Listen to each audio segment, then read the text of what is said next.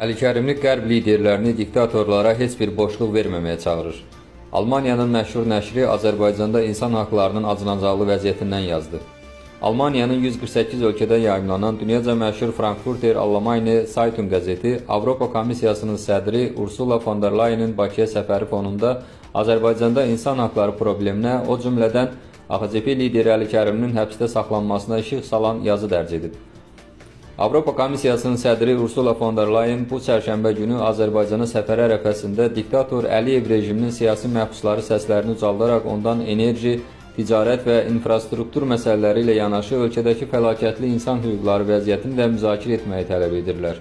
Ursula von der Leyenə ünvanlanmış məktubda deyilir ki, Avropa İttifaqı ilə Azərbaycan arasında enerji, nəqliyyat kimi sahələrdə əməkdaşlığın inkişaf etdirilməsi müsbətdir. Lakin məsələ strateji və iqtisadi maraqlarla məhdudlaşmamalıdır. Avropa İttifaqı bütün siyasi məhbusların dərhal və qeyd-şərtsiz azad etməsinə çağırış etməlidir, deyə yazıda bildirilir. Yazıda Aşbanın keçən həftə Azərbaycanla bağlı qəbul etdiyi qətnamədən də bəhs olunur. Qeyd edilir ki, Azərbaycanda siyasi məhbusların sayının 328 nəfərə çatdığı əks olunan qətnamə ölkədə müstəqil səslərin susturmağın sistemli və möhkəm kök salmış modelini kəskin tənqid edir. Qəzet bildirir ki, Əliyev rejimi uzun müddətdir ki, Rusiyanın Ukraynaya qarşı müharibəsi fonunda Avropa İttifaqının Azərbaycanla tərəfdaşlığa marağının artmasından ruhlanıb. Von der Leyen 4 il əvvəl Bakıya səfəri zamanı Əliyevə dırnaqarası artmış dəstəyinə görə təşəkkür etmiş, Azərbaycanı dırnaqarası etibarlı tərəfdaş adlandırmış, o vaxtda pis olan insan hüquqları vəziyyətinə dair tənqidi dilə gətirməmişdi. O zaman məqsəd Rus qazını əvəz etmək idi.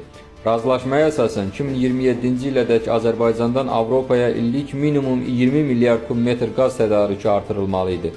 2024-cü ildə isə təxminən 13 milyard kubmetr qaz verilib ki, bu da Avropa İttifaqının ümumi qaz istehlakının təxminən 4%-ni təşkil edir.